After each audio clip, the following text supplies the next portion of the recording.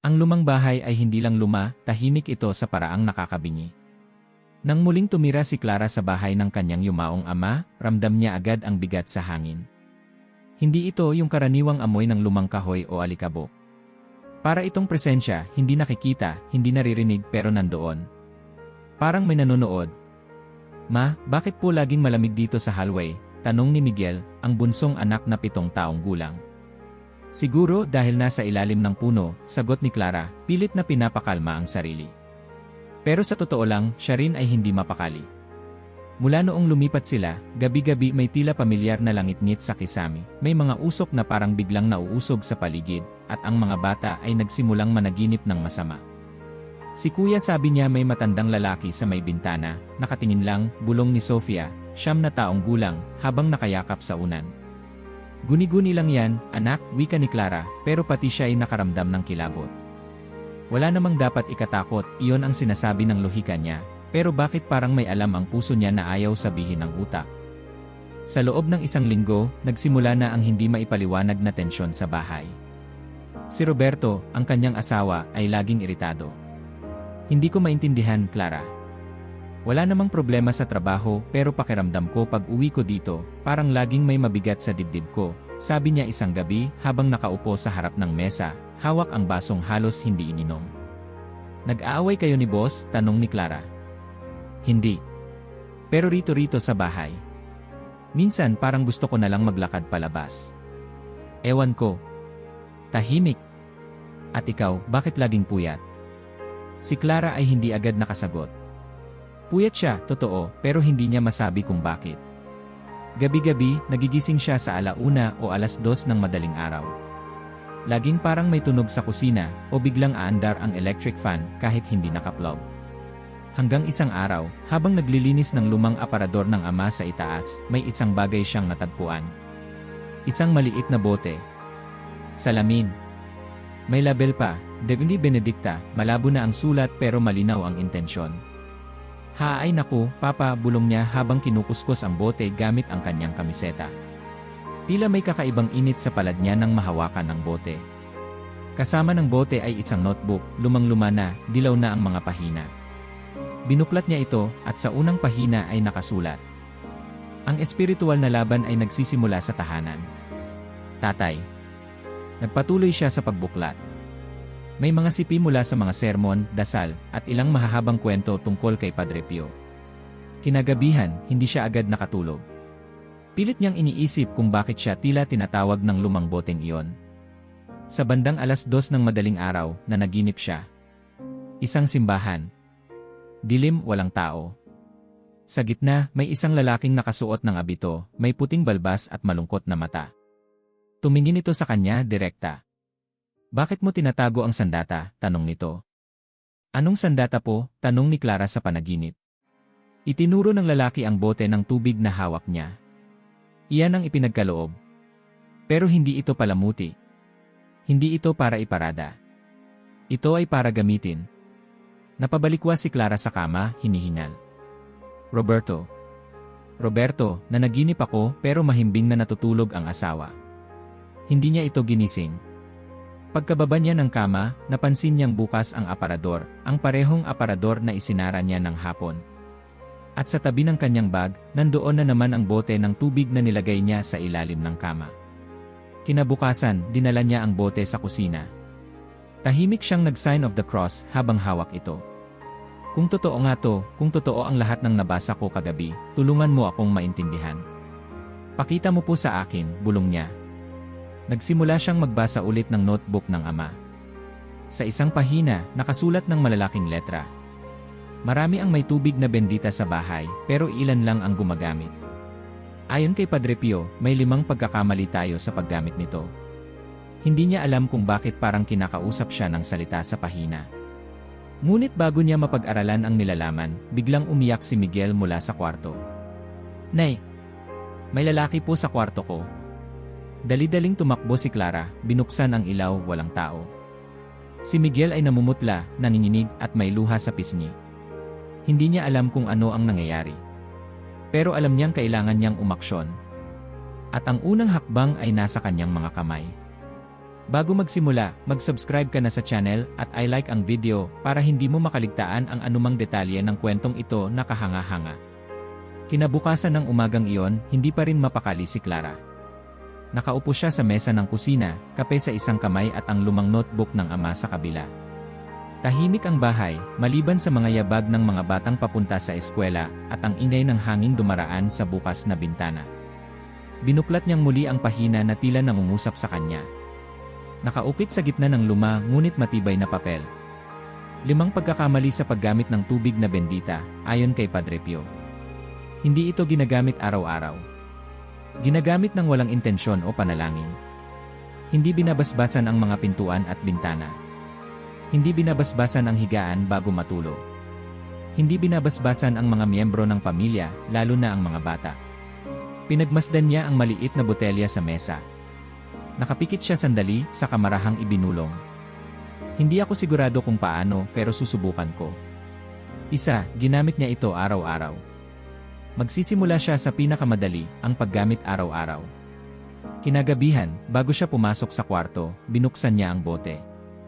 Huminga siya ng malalim, tinapik ang kanyang noo ng isang patak ng tubig, at marahang nagdasal ng Ki Ama namin. Para siyang bata ulit, bumabalik sa simpleng pananalig na itinuro sa kanya ng Ama. Sa ngalan ng Ama, ng Anak at ng Espiritu Santo. Amen. Mahina niyang bigkas habang binabasbasan ang sarili. 2. Gumamit siya ng panalangin at intensyon. Sa mga sumunod na araw, hindi na siya basta nagwiwisik lang. Sa bawat patak ng tubig, sinasamahan niya ito ng taimtim na dasal. Panginoon, linisin mo ang bahay na ito. Protektahan mo kami sa bawat sulok. Napansin niyang naging mas tahimik ang gabi. Walang langit-ngit sa kisam. Walang biglaang pag-ihip ng malamig na hangin sa may pasilyo. Hindi ito milagro, hindi rin ito dramatiko, pero may pagbabago. 3. Binabasbasan niya ang mga pintuan at bintana. Isang gabi, habang tulog na ang lahat, kinuha ni Clara ang bote ng tubig at tahimik na lumakad sa paligid ng bahay. Tumigil siya sa may pintuan sa sala, inilubog ang daliri sa tubig, at iginuhit ang krus sa kahoy. Panginoon, hayaan mong ang pintuang ito ay maging daan lamang ng biyaya, hindi ng kadiliman, bulong niya. Inikot niya ang buong bahay, mga bintana, backdoor, kahit ang lumang bentilador sa may itaas ng hagdan. Habang ginagawa ito, tila naramdaman niya ang hangin sa loob ng bahay ay gumaan. Parang unti-unting bumabalik ang hininga ng tahanan. 4. Binabasbasan niya ang higaan. Ma, pwede ba ako sa kama mo? Tanong ni Sofia isang gabi. Nanaginip na naman ako ng masama. Clara umiti, hinawakan ang bote, at sinamahan ang anak sa kwarto nito. Binuksan niya ang ilaw, tumingin sa kama, at iniwasikan ito ng tubig bendita. Mabilis lang. Mula sa ulunan, sa gitna, hanggang sa paanan. Saka siya nagdasal. Panginoon, pagpalain mo ang higaan na ito. Hayaan mong maging lugar ito ng kapahinahan, hindi ng takot. Sofia ay mabilis na nakatulog sa gabing iyon.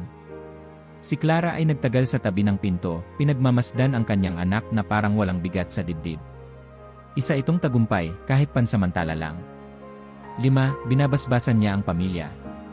Rob, sandali lang.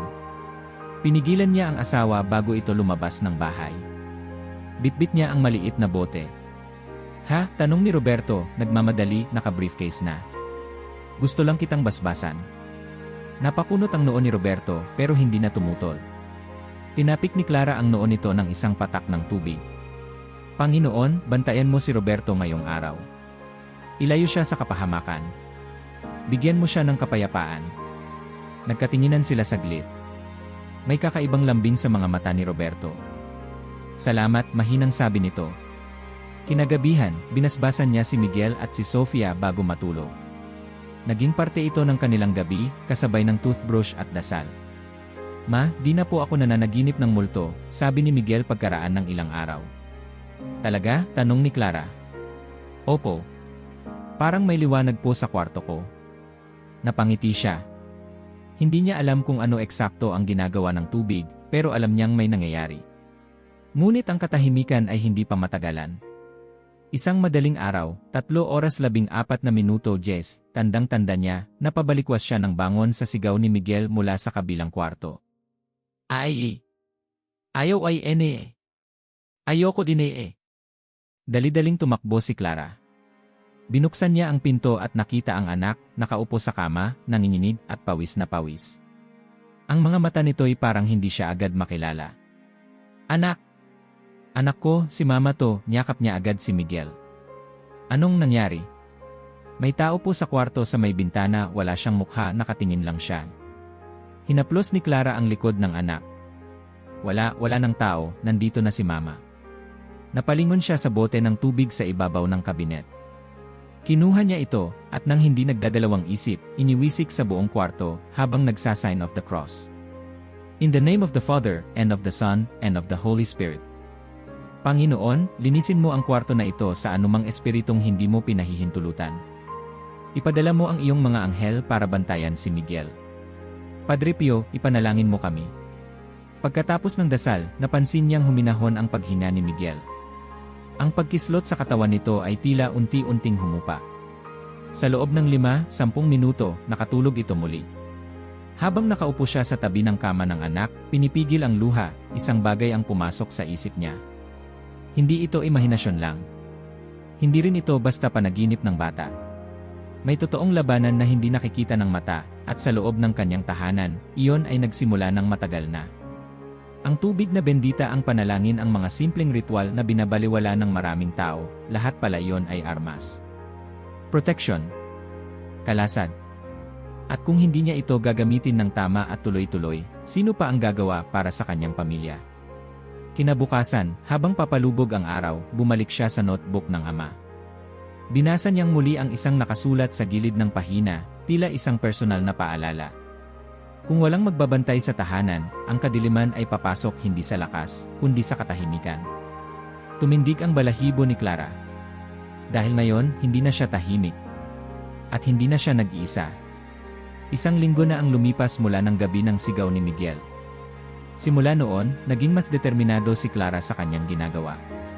Hindi na ito isang eksperimento. Hindi na ito tanong ng baka sakali. Isa na itong panata. Tuwing umaga bago pumasok sa eskwela, pinipilan niya sina Miguel at Sofia sa harap ng pintuan. Okay, taas noo, utos niya, hawak ang maliit na botelya ng tubig bendita. Ma, araw-araw ba talaga to? Reklamo ni Sofia, sabay pikit ng isang mata habang dinadampian ng malamig na tubig ang noo. Lalo na kapag tinatamad ka, sagot ni Clara. Diyan natin mas kailangang maging matatag. Si Roberto, na dati nagmamadaling lumabas, ngayon ay kusa nang lumalapit sa kanya para sa basbas. Hindi siya pala relihiyoso, pero napansin niyang mas magaan ang pakiramdam kapag binabasbasan siya. Parang mas chill yung traffic kapag may ganito, biro pa niya isang beses. Sa gabi, bago matulog, inuulit ni Clara ang ritual. Hindi lang sa mga kama ng mga bata. Pati ang buong bahay ay inuusisan niya. Tinatahak niya ang mga pasilyo na dati tinatakasan niya kapag patay ang ilaw. Ngayon, dala niya ang kanyang maliit na bote, parang espada ng liwanag. Ngunit may isang silid na hindi pa niya napupuntahan, ang lumang opisina ng kanyang ama. Ito ang silid sa dulo ng pasilyo sa itaas, tabi ng lumang banyo. Mula nang bumalik sila sa bahay, hindi pa niya ito binubuksan. Ang dahilan? Simple, damdamin. Doon kasi siya huling nakausap ng kanyang ama bago ito maospital. Tahimik ang usapan nila noon pero ramdam niya ang bigat. Ang silid na iyon, para sa kanya, ay isang espasyo ng paalam at ng mga tanong na hindi na nasagot. Isang hapon, habang wala ang mga bata at natutulog si Roberto sa sala, dinala ni Clara ang bote ng tubig bendita, ang notebook ng ama at isang maliit na rosaryo. Huminga siya ng malalim sa harap ng pintuan ng opisina. Okay, bulong niya sa sarili. Panahon na. Dahan-dahan niyang binuksan ang pinto. Ang silid ay maalikabok ngunit buo. Ang mesa ay nasa parehong pwesto. May mga lumang papel pa sa ibabaw. Isang crucifix ang nakasabit sa dingding, bahagyang natabunan ng kurtina. Sa sulok, nandoon pa rin ang lumang upuan ng ama, kulay kayumanggi, sira ang isang armrest. Tahimik siyang naglakad papasok. Isinawsaw niya ang daliri sa bote at iginuhit ang krus sa pinto, sa ibabaw ng mesa, sa bawat sulok. Panginoon, linisin mo ang lugar na ito. Kung may sugat, pagalingin mo. Kung may alaala, ilawan mo, sambit niya, halos pabulong. Habang nililinis ang isang lumang drawer, may nahulog na maliit na sobre. Puting-puti, may nakasulat sa harap. Para kay Clara. Kapag oras na, tumigil ang kanyang paghinga. Hindi niya alam kung iyak ba ang lalabas o tawa. Pinunit niya ang sobre at inilabas ang isang liham. Mahal kong anak. Kung hawak mo ito ngayon, siguro ay wala na ako. At kung hawak mo ito ngayon, siguro ay may nararamdaman ka na hindi mo maipaliwanag, gaya ng naramdaman ko noon. Ang mundo ay hindi lang laman ng mata. Alam mo na yan. Bata ka pa lang, dama mo na kapag may mali. At ngayon, ikaw ang nanay, ikaw ang bantay. Padre Pio ang nagsabi, ang tubig bendita ay hindi dekorasyon. Ito ay apoy laban sa kadiliman. Isang kalasag.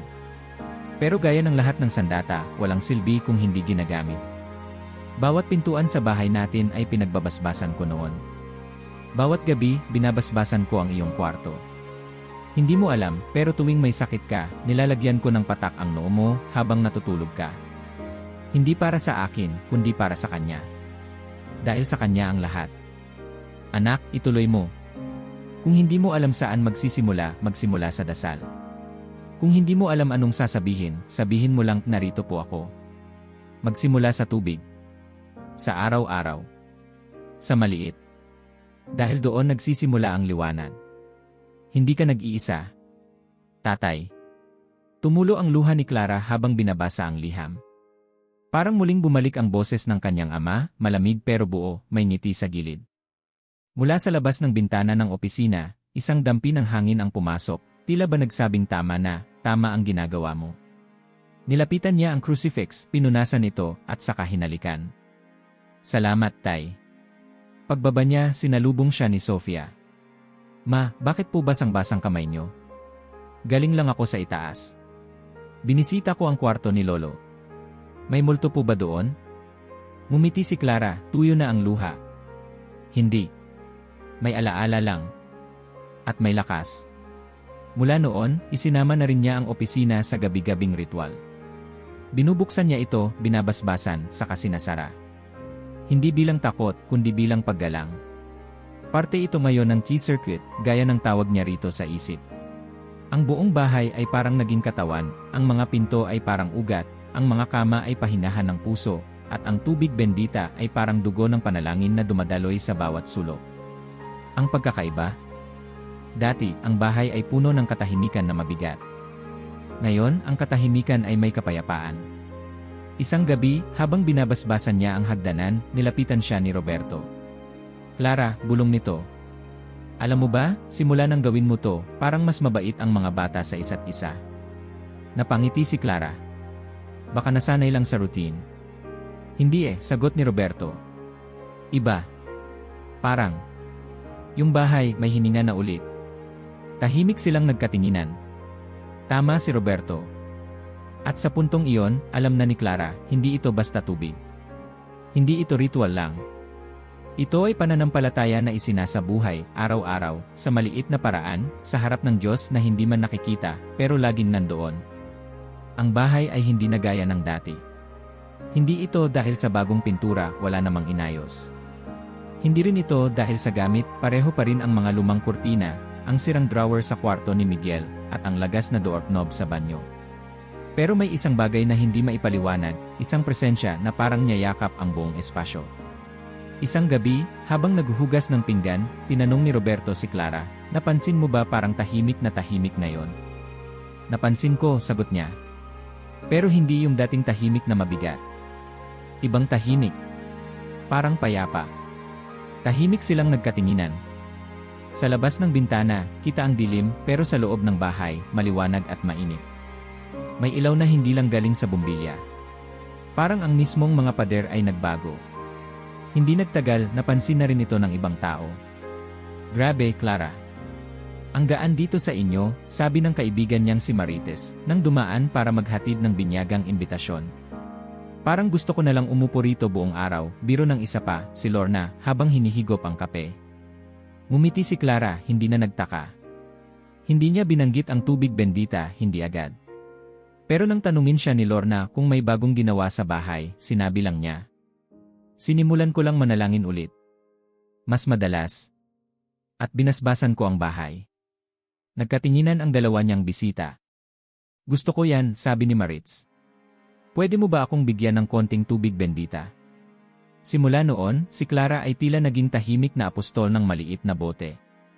Nagbili siya ng mga simpleng lalagyan, pinuno ng tubig bendita mula sa simbahan, at isinulat sa papel ang dasal ni Padre Pio na nakita niya sa lumang notebook. Panginoon, gawin mong ang tubig na ito ay maging palatandaan ng iyong pag-ibig at proteksyon. Linisin mo ang aming tahanan sa lahat ng di mo kalooban at punuin mo ito ng iyong kapayapaan. Ibinigay niya ang unang bote kay Maritz. Sumunod kay Lorna. Hanggang sa may kumatok isang araw, kapitbahay nilang si Aling Tess, umiiyak. Clara, pwede ba akong makahingi ng tubig na yon?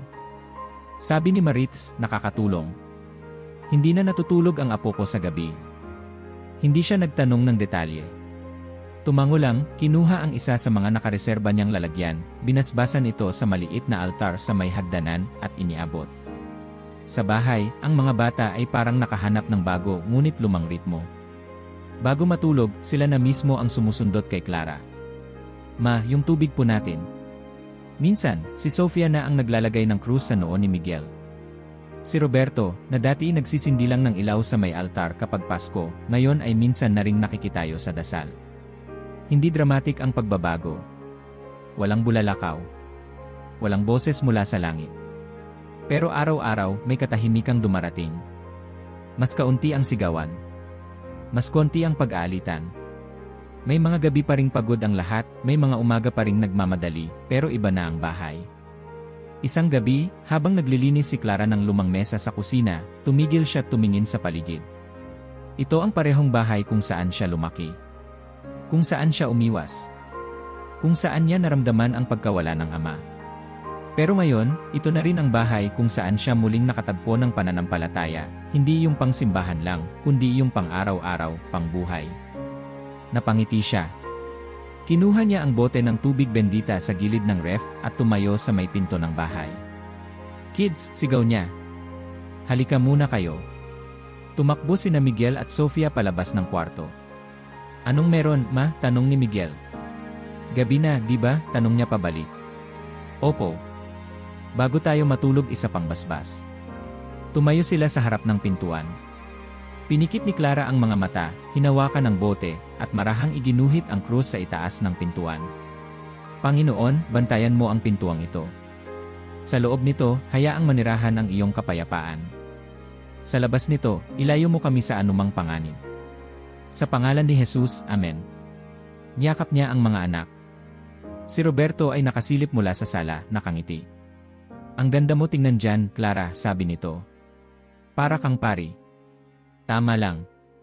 Ang tahanan ay simbahan din, di ba? Kinagabihan, habang patay na ang mga ilaw at tahimik na ang lahat, bumangon si Clara sandali para uminom ng tubig. Pagdaan niya sa hallway, napalingon siya sa lahat ng pintuan, lahat may krus ng tubig bendita. Lahat na basbasan. Lahat nakasama sa panalangin. At sa kanyang dibdib, isang pakiramdam na hindi niya matutukoy, hindi lang ginhawa, kundi isang tiyak na paninindigan.